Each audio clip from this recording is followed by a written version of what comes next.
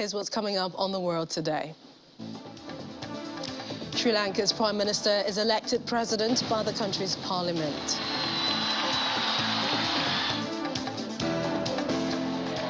Goodbye to Boris Johnson, who gave his last address as Prime Minister to the British Parliament. And the European Union sets out emergency plans to cut gas use by 15% next year. And welcome to the program today. I'm Millicent Walker in Lagos. We begin in Sri Lanka, where embattled Prime Minister Ranil Wickremesinghe stays on in government. Only now he is the country's president. Despite his unpopularity with the general public, lawmakers elected him in parliament today as he roundly defeated his main rival for the job, Julius Allahaparuma, with 134 votes to 82.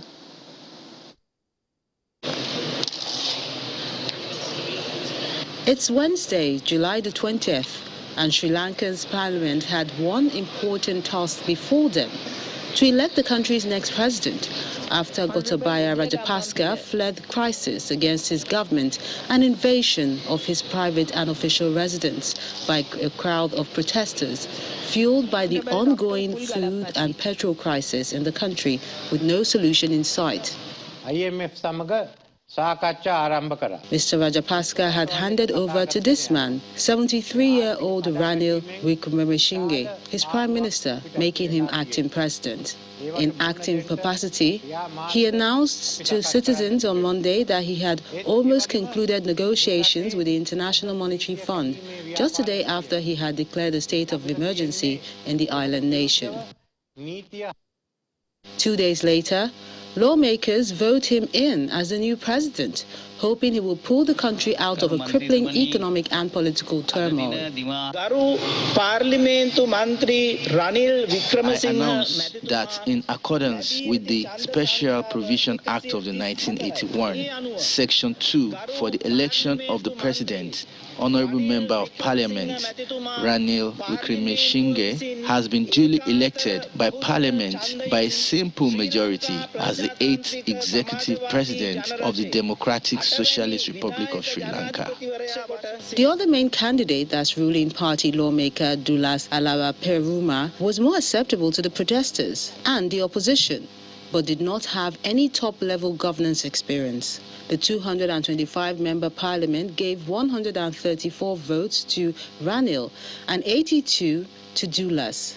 A third candidate, Anura Kumara, got just 3 votes.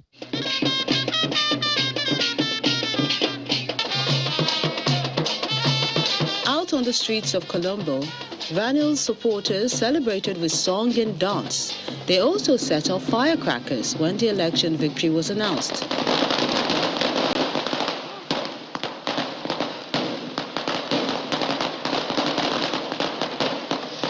On the other hand, protesters were somber at a demonstration outside the presidential secretariat, with some vowing to fight on.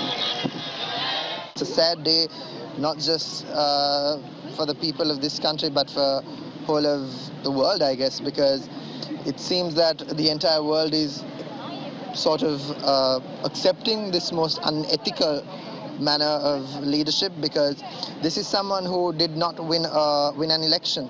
He's someone who was rejected by the people's mandate, and then such a how ethical is it for someone like him, let alone lead a government, lead a country, be the head of a state?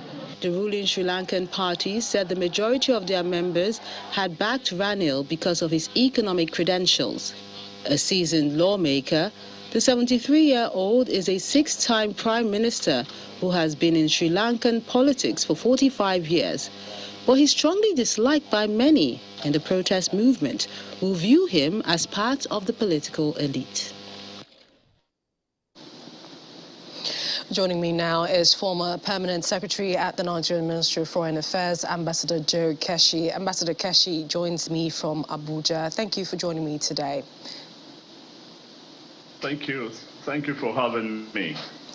Wickremesinghe's election did not come to you as a surprise, but given the chaos as a result of the economic crisis, in your opinion, was it the best move for Sri Lanka?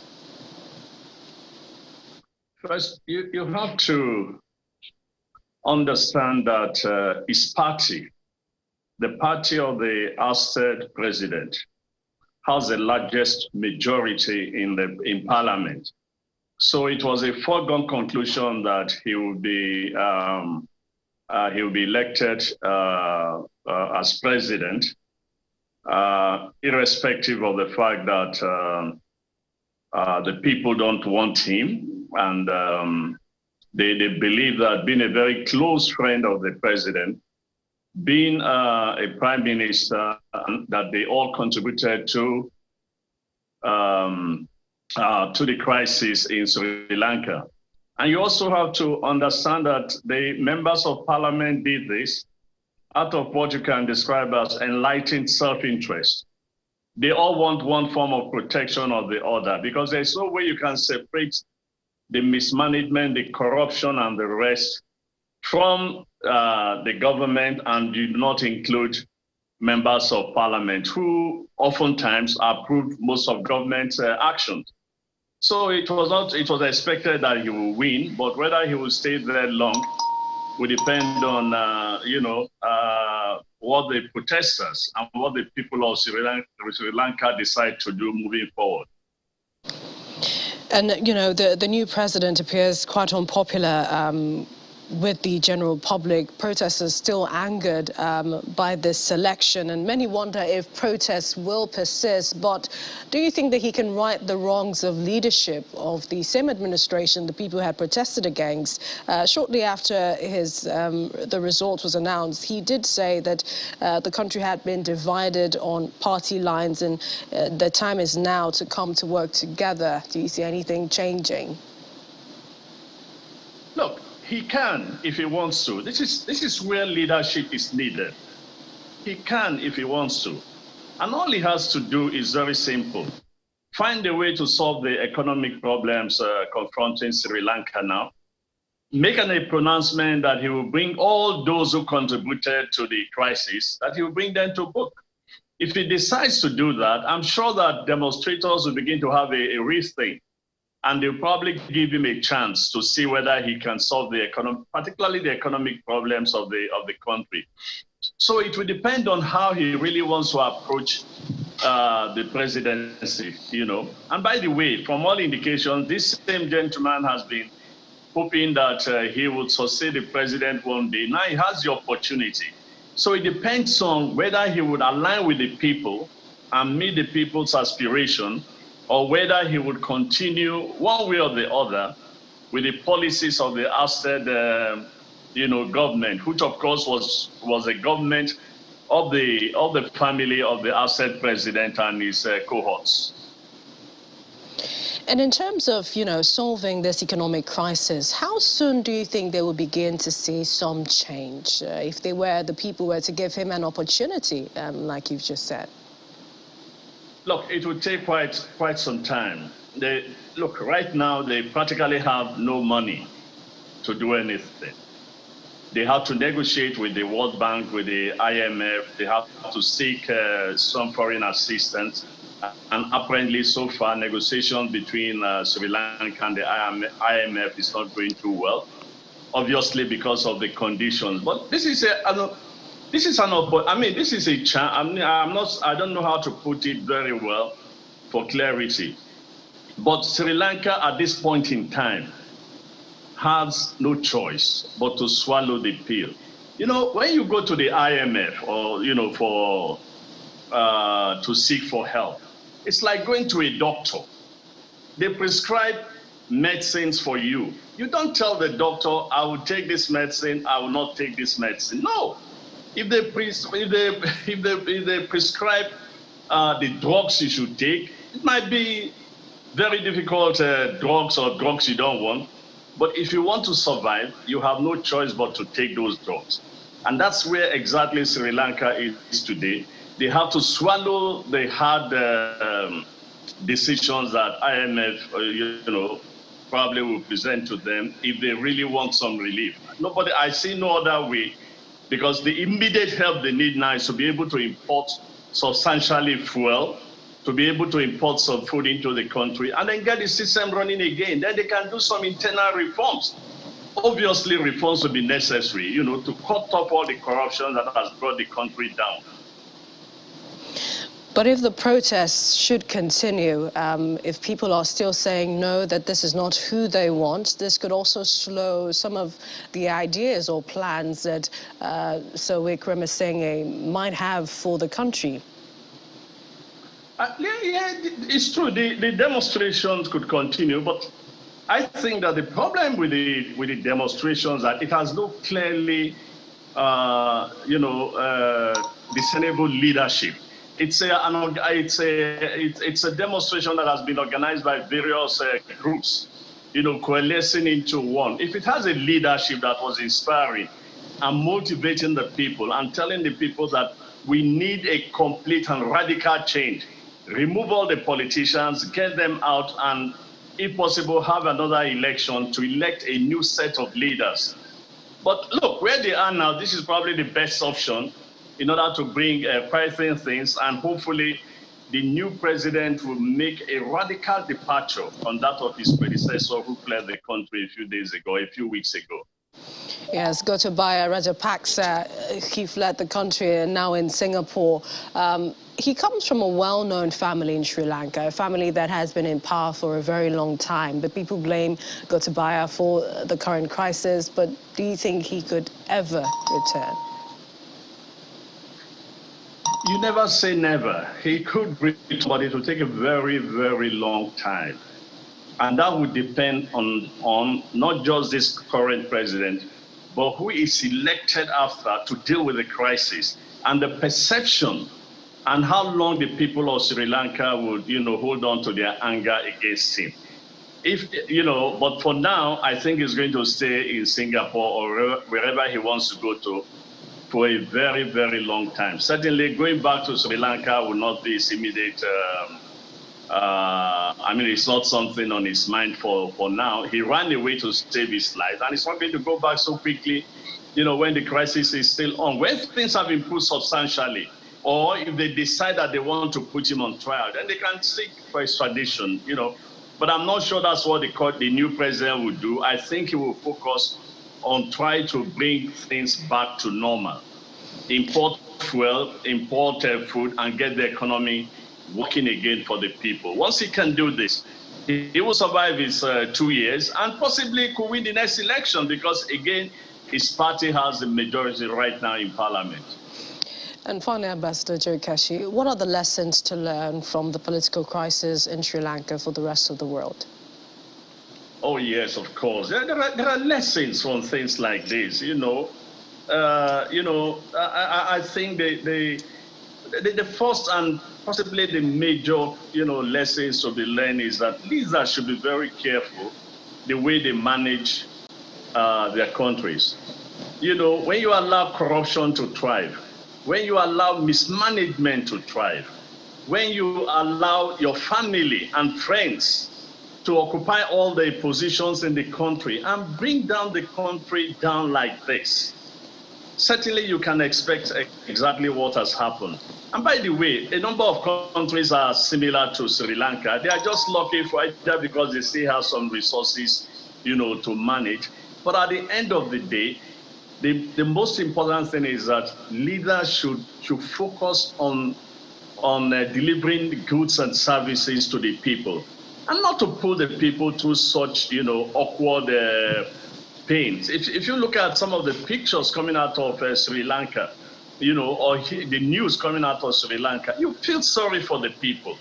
Yet the president, his cohorts, his ministers, his brothers and sisters, family members of parliament, they are all living comfortably both in and outside the country. Many of them have mansions and homes outside in Europe and in Asia, and some have fled to these places. I mean, this is absolutely unfair. So the lesson is leaders should please work for the interests of their people. There's no other lesson. Work for the interests of the people, and things would probably work out well for everybody. Former Permanent Secretary at the Nigerian Ministry of Foreign Affairs, Ambassador Joe Keshi. Always a pleasure having you join us on the program. Thank you. Thank you very much for having me. Thank you. We're staying with politics, but in Italy, as Prime Minister Mario Draghi demands unity among his broad coalition as the price for staying on as Prime Minister after the president rejected his resignation last week following a government row. Mr. Draghi set out a series of issues facing the country, ranging from the war in Ukraine to social inequality, rising prices, and said the political parties need to get behind him if he is to steer the country to elections due in the first half of 2023.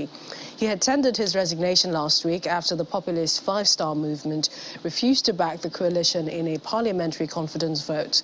President Sergio Mattarella turned him down and told him to go back before Parliament to see if he could revive the 18-month-old administration. Senators will debate Draghi's speech for several hours, and the result of a vote on his speech was expected by 7:30 p.m. A debate on the government's future is also expected to take place at the lower house tomorrow.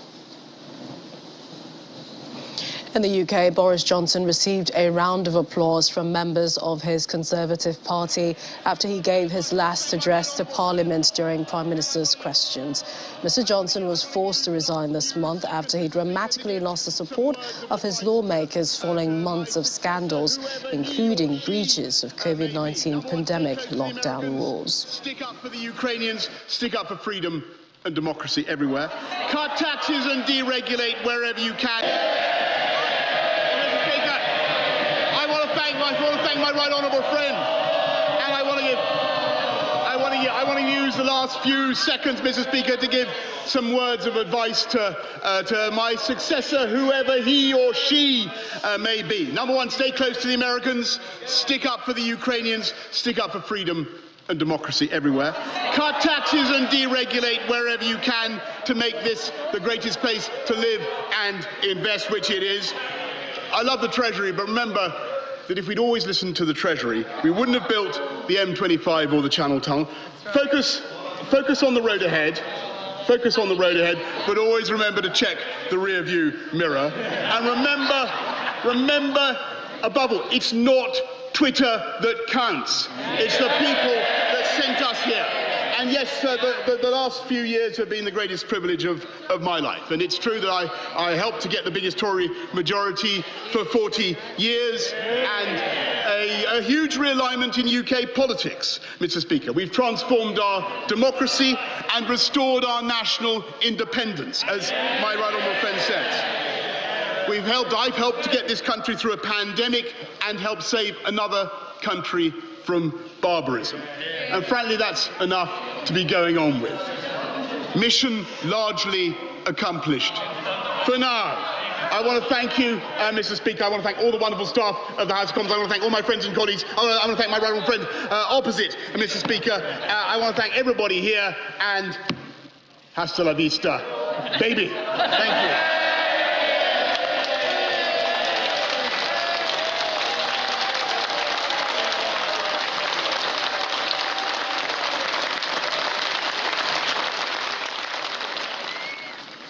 Well, we have more on Mr. Johnson's final Prime Minister's questions today. That's coming up after the break. Plus, firefighters still battling wildfires as temperatures remain high across Europe. Please stay with us.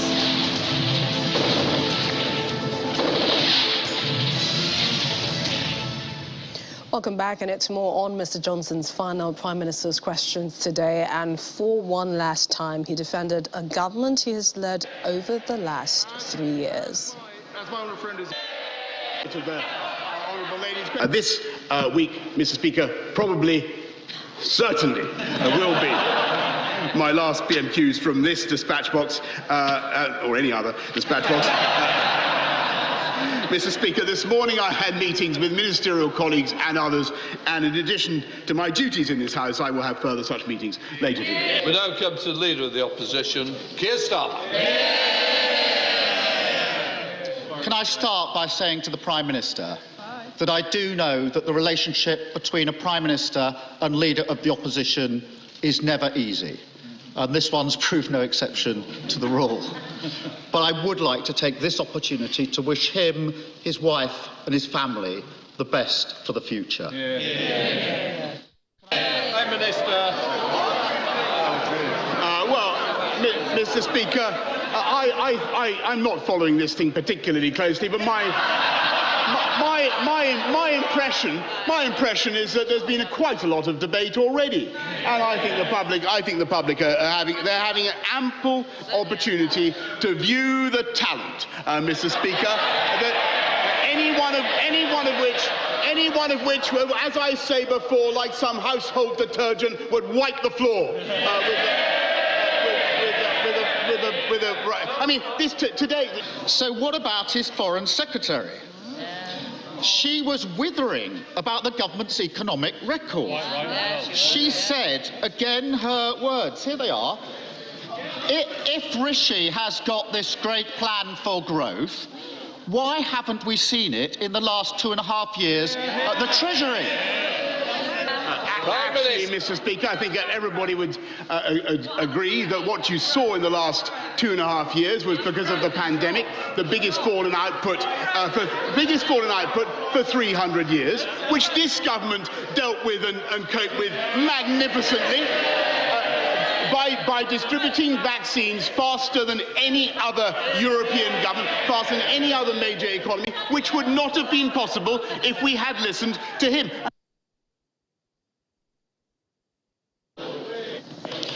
Well, speaking about who becomes Prime Minister, Penny Mordaunt has been knocked out of the Conservative leadership contest, meaning Rishi Sunak and Liz Truss will face each other in the runoff decided by party members. Sunak got 137 votes, while Truss gained 113, taking them through the fifth and final ballot of Conservative MPs. Penny Mordaunt came third with 105. Rishi Sunak's campaign team celebrated his victory in today's ballot by suggesting the former Chancellor was best placed to defeat Labour at a general election. In a statement, his team said, "This is a really strong result with a clear mandate from MPs. He will now work night and day to get the mandate from the wider Conservative Party family to beat Labour, protect the union and seize the opportunities of Brexit." The choice for members is very simple. Who is the best person to beat Labour at the next election? The evidence shows that's Rishi. 113. Well, there you have it. Parliament has spoken and the Conservatives have a candidate who will go to the polls in September. Let's bring in our London correspondent, Juliana Lanka, for more. Hi, Juliana. What has been the reaction to the result of Parliament's vote?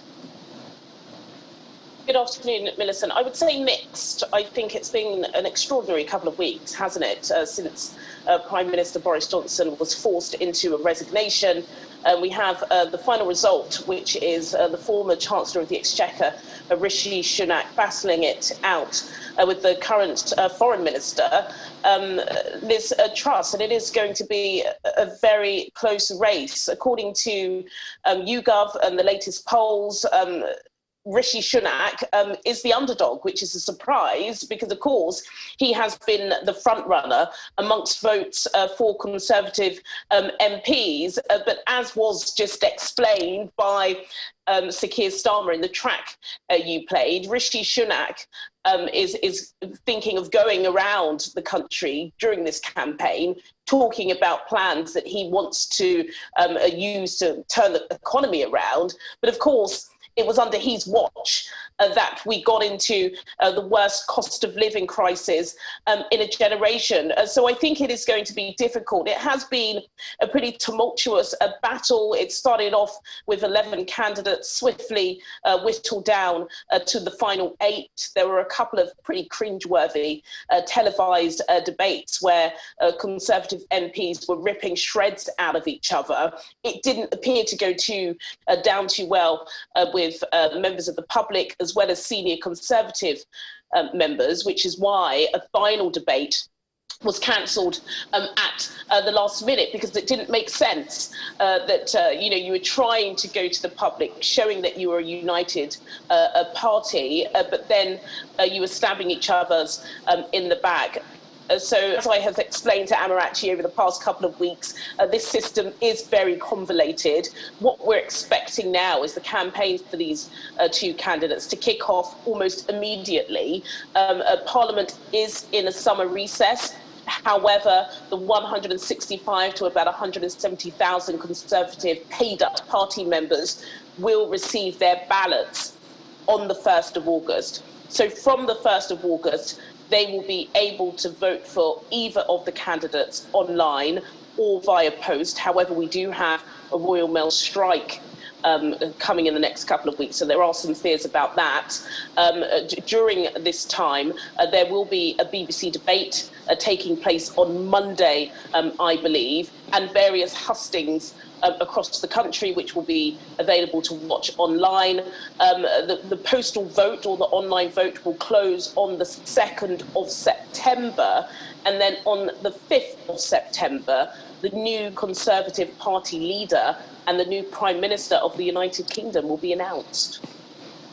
And Juliana, let's talk about Boris Johnson. Bittersweet moment in Parliament today. It was mainly, well, some say it was mainly members of his party who applauded him. I don't know if you noticed that.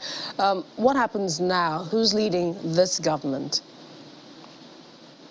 Well, Prime Minister Boris Johnson is still the Prime Minister. He remains the Prime Minister until the 5th of September. When the new Prime Minister will be announced, whether it be Liz Truss or Rishi Sunak. There were some suggestions, weren't there, a couple of weeks ago about whether or not he was trusted to remain the Prime Minister of the United Kingdom if he could stay out of trouble. But there was a vote in Parliament a couple of days ago on whether or not he would be able to stay on. He did win that vote overwhelmingly, so he does remain Prime Minister. Of course, we know that during the summer, lots of Conservative MPs, as well as MPs across the entire House, will be on holiday. But you know, work still needs to be getting done. Inflation figures came out today, showing that inflation in the UK is at 9.4%, which is the highest amongst the G7. We've got strikes. We're expecting potentially strikes within the NHS, strikes for Royal Mail. There are more strikes for tubes and rail staff. So the government will be busy. And Boris Johnson, as he said in the chamber today, and that he will, you know, keep on in making sure that Britain does have a functioning government. So yes, he does remain Prime Minister. Just very quickly on what you were saying about the round of applause and the Hasta, Vista, baby, which was incredibly hilarious, very, very much Boris Johnson style. But then, of course, you can imagine lots of political commentators were, you know, trying to figure out what this means. Is this a sign? We know that, of course, the Terminator, played by Arnold Schwarzenegger, you know, is a character that did come back. I'll be back. Is he hinting at some sort of return? And also, as well, there was a dig, we think, at Chancellor Rishi Sunak, because he said you cannot always rely on the Treasury. So yes, of course, not to be expected. We didn't expect anybody from opposite benches to applaud the Prime Minister and you know, join that standing ovation and the round of applause. But I think what the British press picked up on is that his predecessor, Theresa May, was very stony-faced during PMQs. It took her about 10 really awkward seconds for her to stand up when all of the Conservative MPs stood up for him, and she failed to clap as well. So it does go to show that whoever does take over him, there are going to be serious divisions that will need to be patched up if the Conservatives hope to win the next general election, whenever that will be. And Juliana, what would be Mr. Johnson's place in history, do you think? Oh, well, it's a really good question, and I suppose the answer does depend on whoever you're asking the question to, Millicent. And, you know, trying to be neutral, I would say it's undeniable that Prime Minister Boris Johnson had his successes, one of them being the highest Tory majority in Parliament since the late Margaret Thatcher. Second, getting Brexit done, whether or not it was the right or wrong decision. Over 17 million Brits voted for Brexit. David Cameron decided to bail out. Theresa May couldn't do it. Boris Johnson got a withdrawal agreement through the European Union, whether or not it is going to be torn to shreds in the next couple of months. He was also incredibly fast moving when it came to launching the world's first vaccination program, which we know has saved the lives of millions of people around the world. And he was the strongest ally to President Volodymyr Zelensky and Ukrainians who were in tears when they found out that he resigned. So he has all of those ticks. But then, of course, there are the minuses. There are, the criminal fine for partying his way through lockdown, promoting a potential serial sexual predator to deputy chief whip, allowing bullying and misogyny to rule under his tenure. So there are loads of people, millions in fact, and I would say probably the silent majority in Britain that will be sad to see him go. But as we saw from the back and forth in the chambers today, there are many that are happy to see the back of him. Thanks a lot, Juliana. I know it's still a hot day in the UK. Stay cool and stay safe.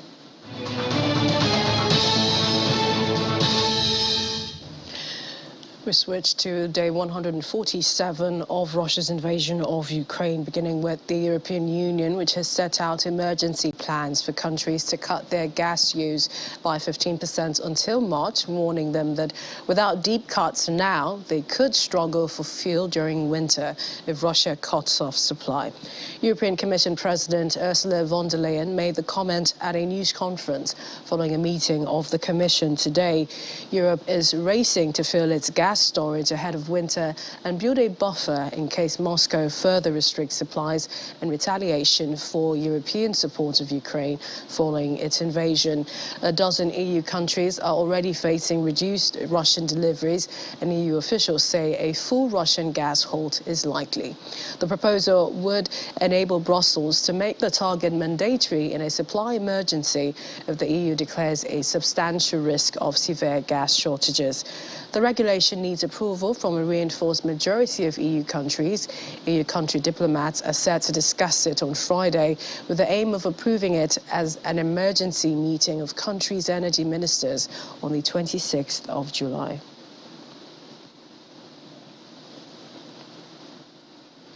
Russian President Vladimir Putin has equated European countries' support for non-traditional green energy sources with support for non-traditional relationships. Non-traditional is the way LGBTQ+ relationships are described by many in Russia, including in Russian legislation. He told a press conference in Iran today they are great experts in the field of non-traditional relations, so they also decided to rely on non-traditional forms of energy, saying European countries had neglected traditional energy forms. Russian lawmakers last week proposed to extend the country's gay propaganda law, which bans the portrayal of non-traditional relationships to children, to cover adults as well.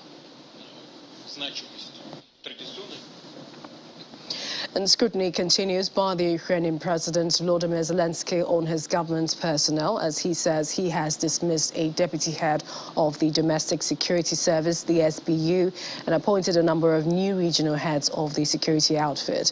Over the last couple of days, President Zelensky has fired the SBU chief, Ivan Bakinov, and the country's prosecutor general. The dismissal was confirmed by a comfortable majority in parliament.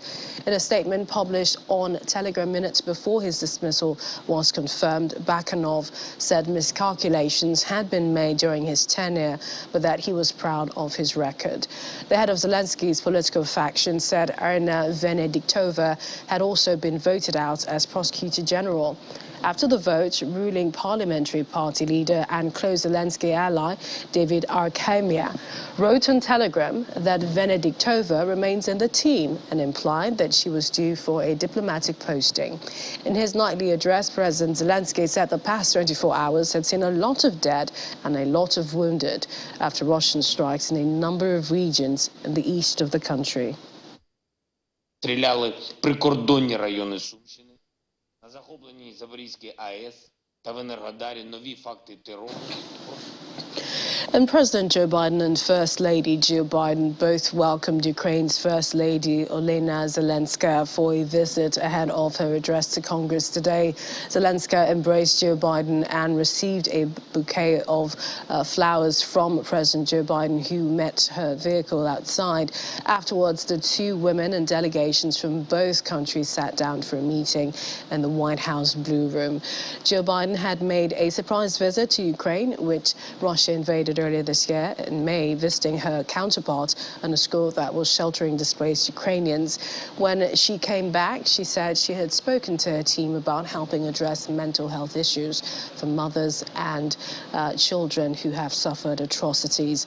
Prior to her White House visit, Zelenska accepted a Human Rights Award on behalf of Ukraine from the Victims of Communism Memorial Foundation in Washington. And the White House says Russia is laying groundwork for the annexation of Ukrainian territory and is installing illegitimate proxy officials in areas there under its control as it seeks to exert total control over its gains in the east. This was informed by Chief National Security Council spokesman John Kirby. He told a White House briefing that the Russians are preparing to install proxy officials, establish the ruble as a default currency, and force residents to apply for citizenship. Mr. Kirby says this is the same tactic that was used in 2014 when Russia announced its annexation of Crimea after taking control of it from Ukraine. The international community considers Crimea's annexation illegitimate.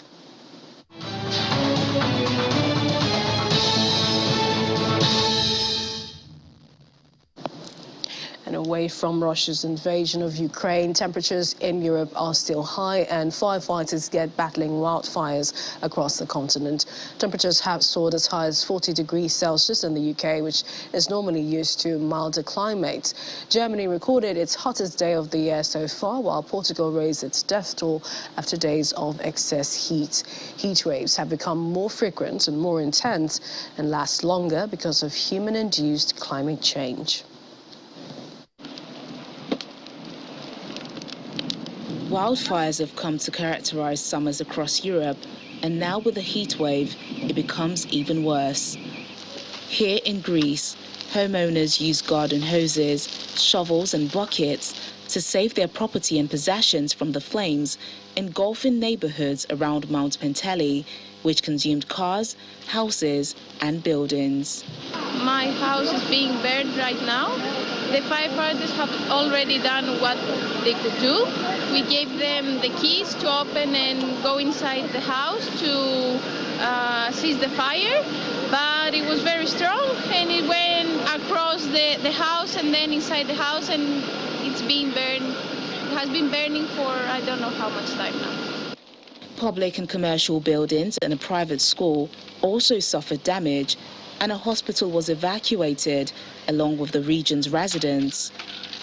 Hundreds of firefighters and volunteers have been tackling the blaze that began on Tuesday and ripped through suburbs driven by strong winds that caused new fronts to constantly erupt. Firefighters worked overnight to damp down wildfires, and engineers raced today to fix train tracks that had buckled on Britain's hottest day, triggering warnings that efforts to tackle climate change needs to be stepped up. The London Fire Brigade endured its busiest day since World War II on Tuesday, when temperatures topped 40 degrees Celsius for the first time, igniting fires that destroyed dozens of property in the capital and sent flames racing through tinderbox dry grassland at the sides of railway tracks and roads. We rushed around with a hosepipe, my wife and my other son, and a couple of watering cans, but we just couldn't control it. So we got back to the house. I got on the lean-to roof and my son passed the hose up. I was squirting it, but within about 10 minutes, well, less than that really. I was over, the heat done me. So my son took over, then he was up there and he was spraying like a kid. But then the gas fell down behind you, didn't it? You know, so you had to try something, you know. Over in Italy, fire brigades in Tuscany and northern Italy continue to battle wildfires today, forcing hundreds to evacuate near the town of Lucca. Wildfires have broken out in several parts of the country this week as temperatures keep rising. 9 cities were on the country's highest heatwave alert, which warns of serious health risks linked to the weather, up from 5 on Tuesday. Temperatures are expected to hit 40 degrees Celsius across the north and center of the country this week. 500 people were forced to evacuate from Tuscany after a fire broke out on Monday evening and continued to burn near the town of Lucca, having already destroyed some 560 hectares of wood. In Spain, soldiers from the Military Emergency Unit on Wednesday battled night wildfires across Spain. Footage shows firefighters rushing to hose water on a house on fire in the town of Lusacio in the Zamora province. A fire that started in Ateca in the northeast has forced the evacuation of 5 villages, cut the high-speed rail traffic between Madrid and Barcelona during the night. The motorway between the 2 cities was cut in both ways for 14 kilometers in Ateca town. Spain's 10-day heatwave was the 3rd longest since records began, considering its preliminary end date on Monday, when the temperatures dropped in most of Spain, but it could be extended as temperatures are expected to rise again in the coming days. Firefighters are battling flames in several regions, with some local services running out of extinguishing capacity. And finally, in France, a heat wave with record temperatures exceeding 40 degrees Celsius hit on Tuesday, while wildfires are still raging across the country's southern region. As at 8 p.m. local time on Tuesday, 58 provinces of France were still on the high temperature orange alert, second only to the highest level of red. And 63 cities registered their respective record high temperatures. There have been no death reports from the heat yet. Still ahead on the program.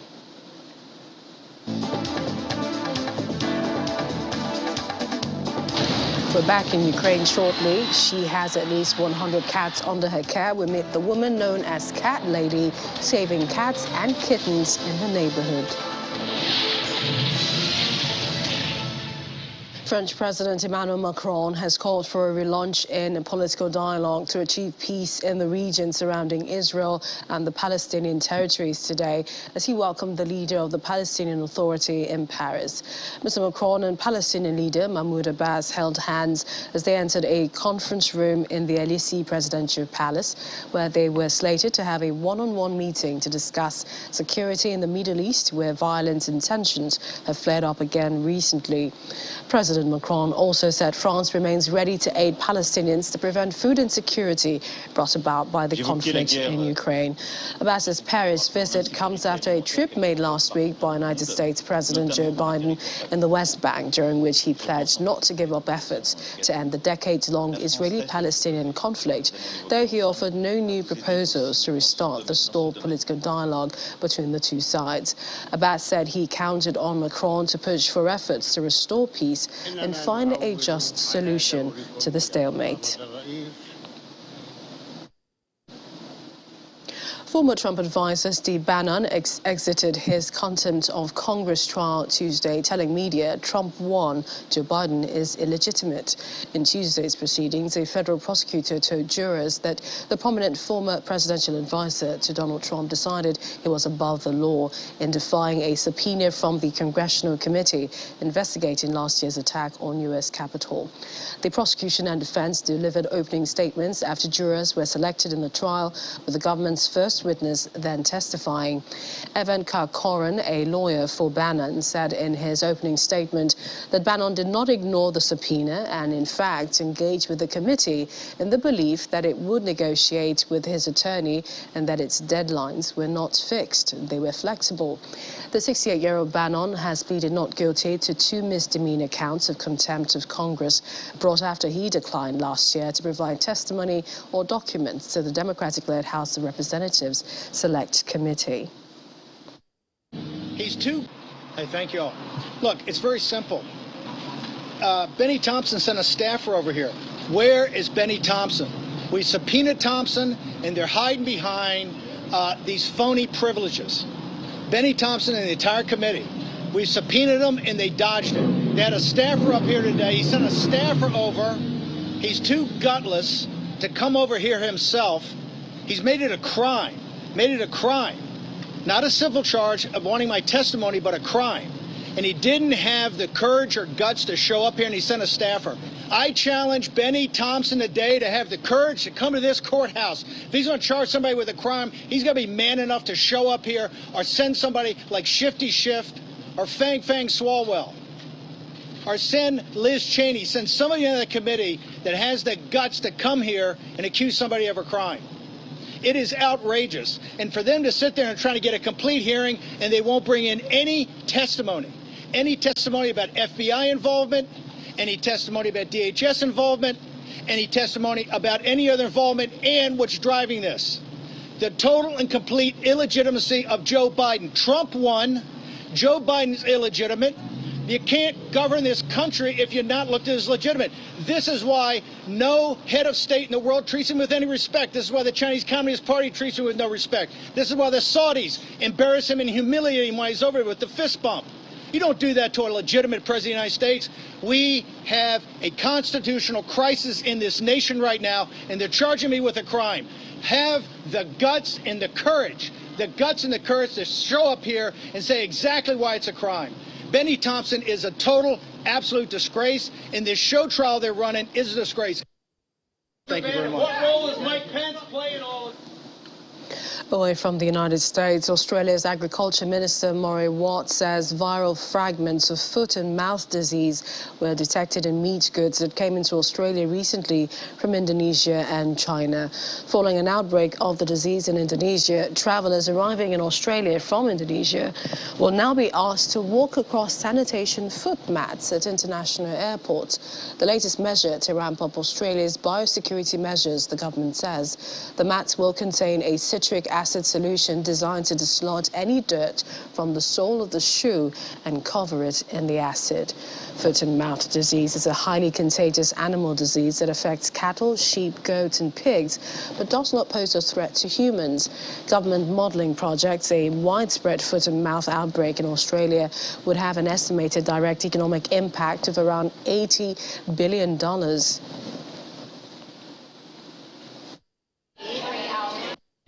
We have detected foot and mouth disease and African swine fever viral fragments in a small number of pork products for sale in the Melbourne CBD that were imported from China.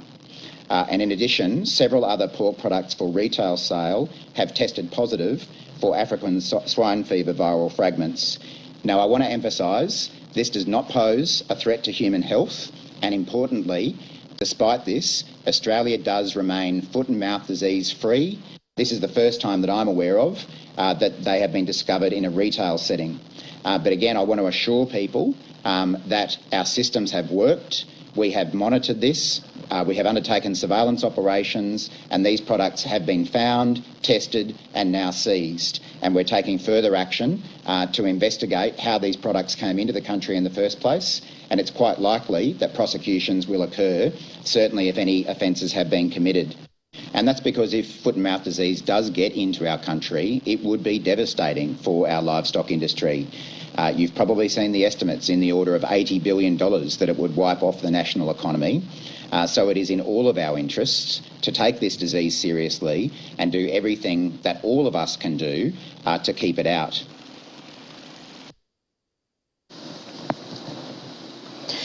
Staying with health, Nigeria Center for Disease Control says it is on high alert following Ghana's confirmation of 2 cases of the deadly Marburg virus, a highly infectious disease in the same family as the virus that causes Ebola. In a statement, the NCDC says Nigeria has the resources for prompt identification and management in the event of a single imported case, adding that medics have been placed on standby and surveillance had been heightened. So far, no case of the virus has been reported in Nigeria, Africa's most populous country, but the agency says its overall risk of importation is moderate. Ghana confirmed the cases of the deadly virus earlier this week. Both patients died and dozens of their contacts have been quarantined, but some have already been discharged. And finally on the program, while much attention has been focused on the destruction of property and killing of people in the Russian war in Ukraine, 68-year-old Natalia Peternak has been focusing her attention on the animals, cats and kittens, to be specific. Every morning since the war started, she has been making the rounds through her bombed-out buildings in her neighborhood in northeastern Ukraine, bringing food for cats, most of them abandoned by families. She estimates that there are up to 100 cats and kittens in the vicinity of her building in northern Slativka, which had been home to about 300,000 people before the invasion. Some of the cats she visits belong to families who ask for help, while others are in abandoned and destroyed buildings. To afford the cat food she brings, she has been doing odd jobs like mending clothes on the side, asking for help from volunteers and relatives. Paternak, who is the only person left in her building, does not just take care of other people's cats. She lives in the basement with about a dozen cats keeping her company.